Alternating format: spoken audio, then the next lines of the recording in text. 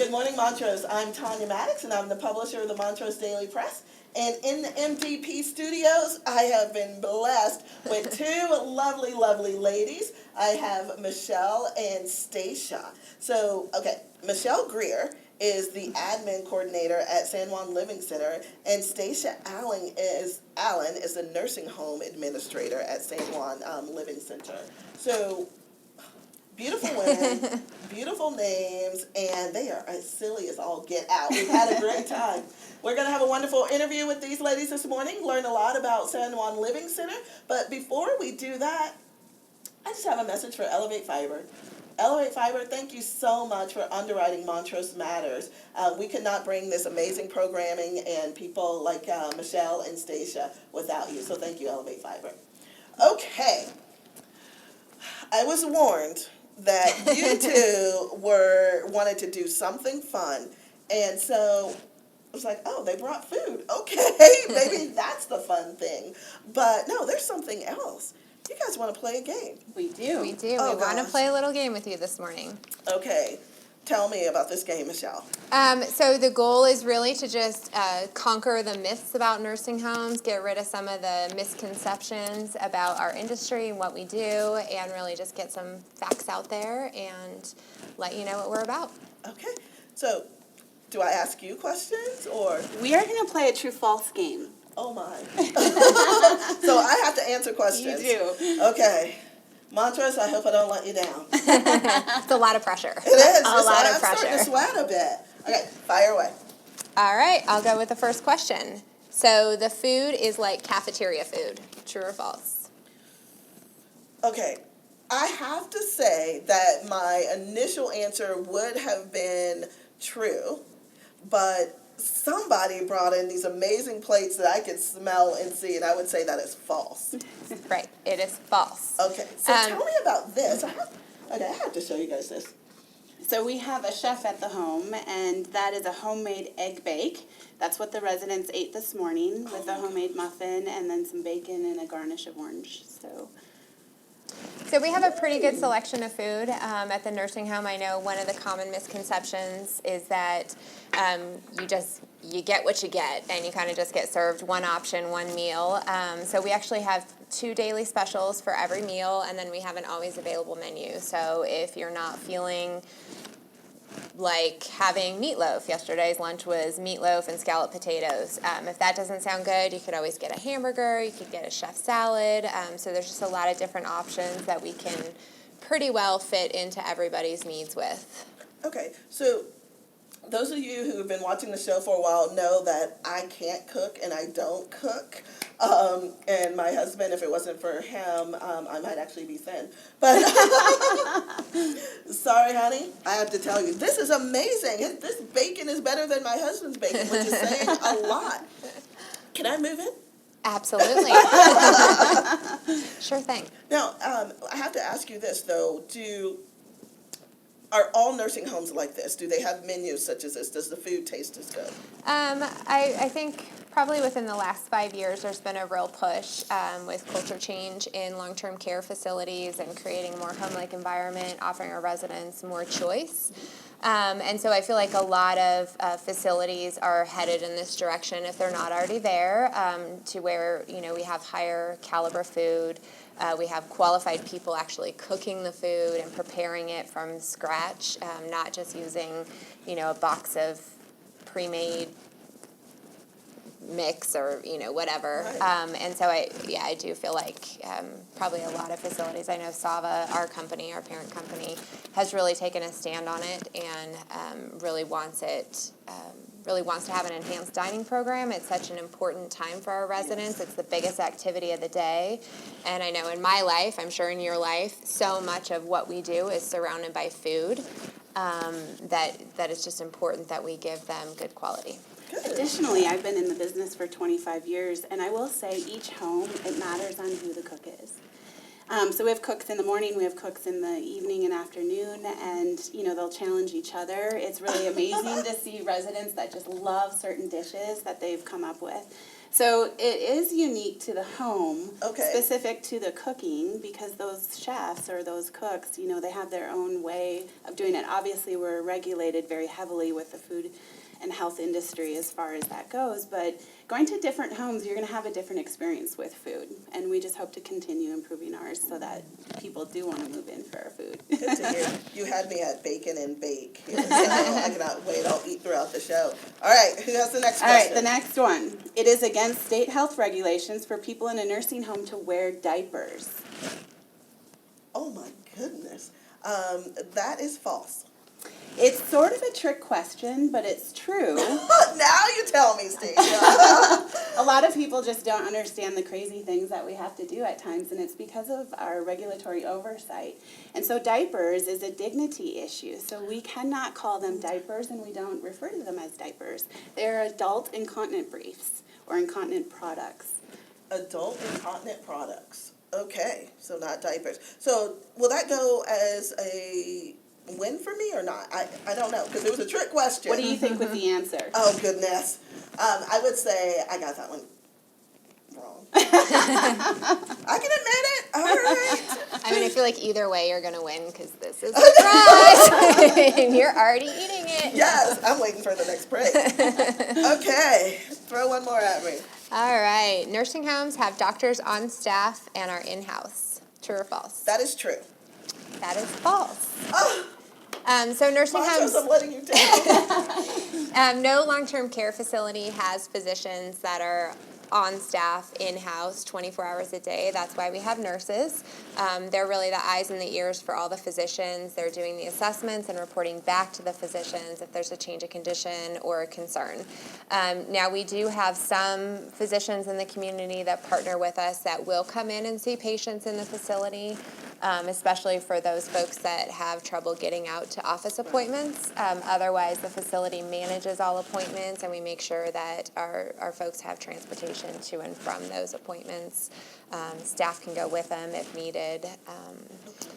That's good to know. So we're going to take a quick break, and it's obvious that I need to know more about nursing homes and about San Juan Living Center. So we'll take a quick break. We will chat some more with these ladies, and then maybe at the end they'll let me redeem myself and ask a few more questions. How's that sound? We'll be right back, Montrose.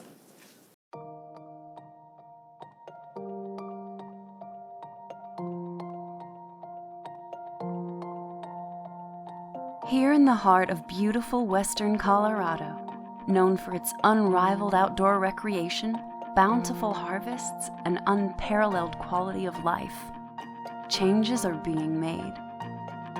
Elevate Fiber is transforming the way we work, live, and play by creating exciting new opportunities for local families and businesses. Are you ready?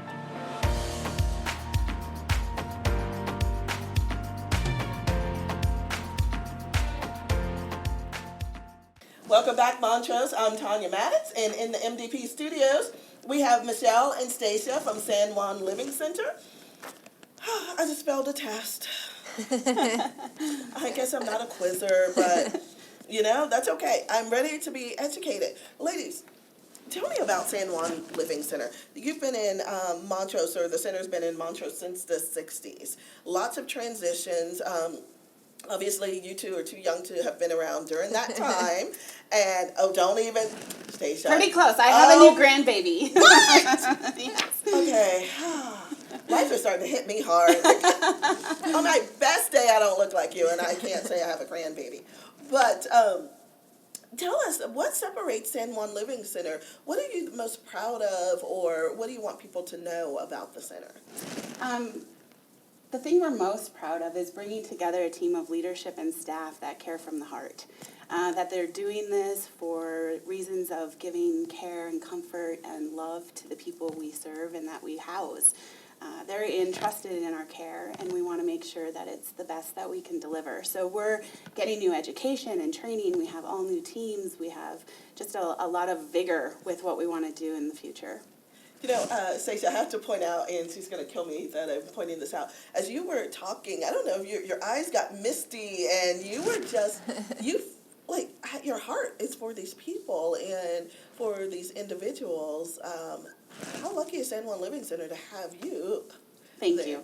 Oh, you're welcome. I don't think you can be in long-term care unless your heart's really in it, because it's a tough job. And as we talked about earlier, it's 24/7, and you're dealing with people and unknown situations, because it does involve people. And so you really have to want to be there for the residents. And Michelle, let's talk about that, because I learned that when we were on break, I learned that you're basically on call 24/7.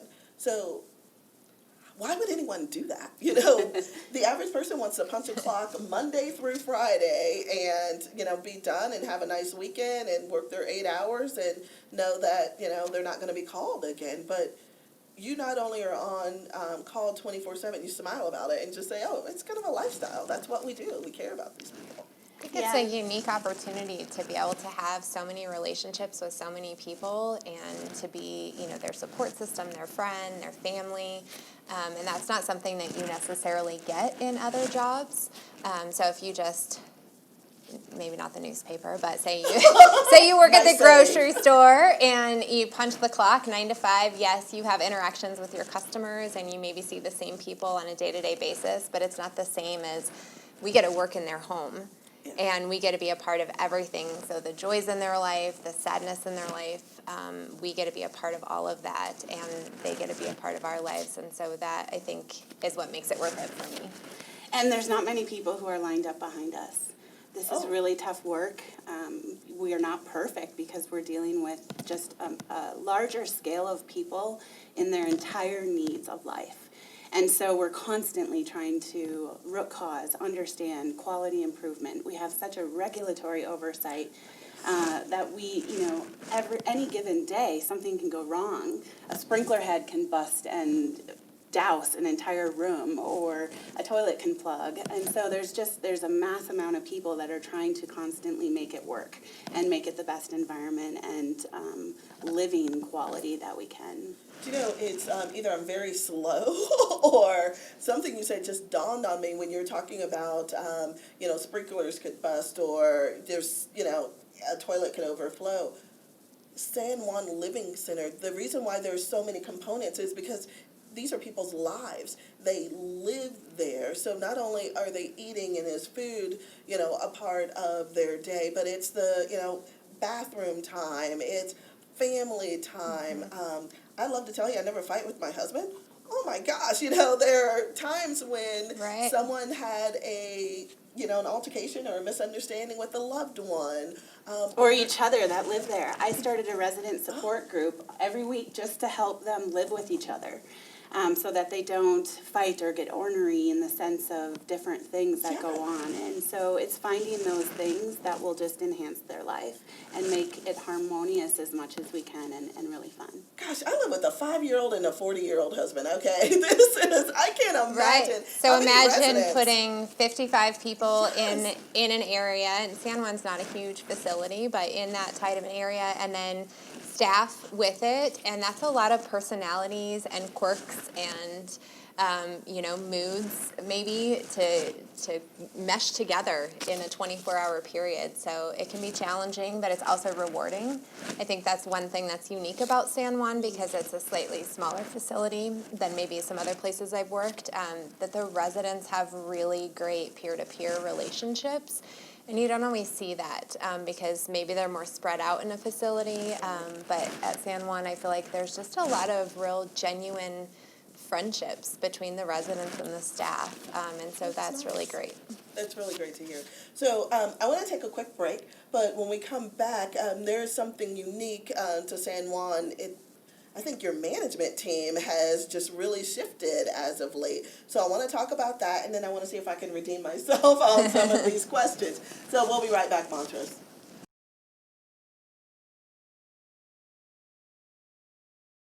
Welcome back to Montrose Matters. I'm Tonya Maddox, and we have Michelle Greer and Stacia Allyn from the San Juan Living Center. We're having a good time. They're picking on me, and I just, if they didn't bring a plate full of food with bacon, I don't know. We'd be kicked out. Exactly. I don't know if I could take it. Done. No more. So I've been learning a lot because I failed miserably at a few Q&As that they asked me earlier. But one of the things I did want to talk about is the leadership at San Juan Living Center. So we've got you two lovely ladies. Tell us about the leadership and any transitions over, I don't know, the last year or 6 months. Yeah, well, we got Michelle. She is marketing and admitting for all of the community to see what we have to offer, and so she's been new to the team. Myself, I came last May. Everyone on the leadership team is either new to long-term care, new to San Juan, or new to their position. And so we're just in that forming phase where we're really trying to get our vision and our goals aligned so that the community can feel us and embrace us as they experience us. Forming. Wow, I like that. Okay, so where are you two from originally? So I've lived most of my life in Durango. Okay. I've actually been with this company for 25 years. Fantastic. I ran a facility similar to San Juan in Durango, and then have done some other stuff. I'm really excited to be a part of the San Juan team and really help with this transformation and moving us forward. Do you like Montrose? I do like Montrose. We're actually trying to move to Montrose. We currently live in Ridgeway, so we're in the process of getting to Montrose. But we have 6 kids, so it's a bit of a challenge. We have them in 2 different school districts now, and Okay. Yeah. So Montrose, we've got to work on getting her here. Okay? Just that's all I'm saying is we will get you here. We need you. What about you, Stacia? I'm originally from Minnesota, came here almost 7 years ago, and I just absolutely love the area. And it's been super fun finding people that have the same passion and compassion for what we do, so that's what we're building on our team. Cool. Okay, so Minnesota is known for, there's a term called Minnesota nice. Yes. What about Montrose? Like, come on, can we say Montrose nice, Montrose cool, what? Montrose to me is even nicer and cooler than Minnesota. Love it, Stacia, yes. There's a bit of passive aggressiveness with the Minnesota nice. So here it's just genuine. I mean, the business owners I've met here are incredible. You have been wonderful just getting to know you, and you also have some stories about coming to Montrose yourself. So it seems like there's people that have been here their whole life, and then there's those of us that have transplanted in, and they just welcome us, and it's been really fun to get to know the community. Good, I love that. All right, so I think there's a few more questions. couple more. See if you can redeem yourself. No pressure. This one can be for kind of anything that a doctor might order, but the question is, true or false, if the doctor orders a diet to be pureed, so it has to be like ground up and mechanically altered for the person to be able to eat it, in the nursing home, do we have to make the resident eat the pureed food under doctor's order even if they don't want to? No. That would be correct. Yes! Yes! Okay, I'm feeling good. So a lot of people feel like we need to force what is right for the resident, and that is not something that we can do. We have to honor rights and choices and preferences, and so that's very complicated because there's also a very responsible, safe process that we have to do when they refuse to do that.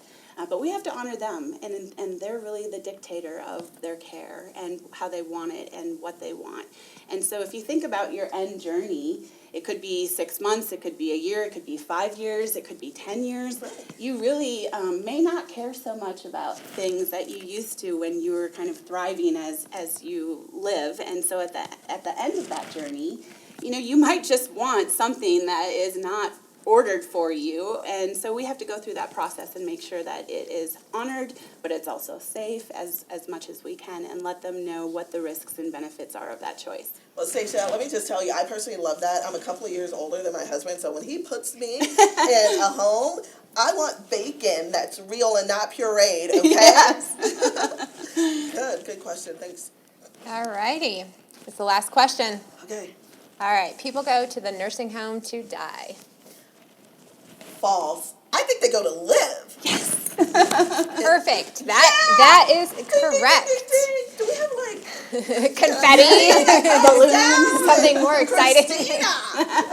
Maybe you can Photoshop that in, right? Okay. So while we do have a pretty small percentage of folks that do come for end-of-life care, maybe in conjunction with some sort of hospice, we have a larger population of people that come to live. So whether it's because they want that community of people that are of a like age and like status, and they maybe they don't have family in the area, and so they want other people to form relationships with and have that. Maybe it's by circumstance, and they're there, maybe not by choice. But I think a lot of those folks that come end up really appreciating and enjoying the environment. So we have a lot of fun things that we do.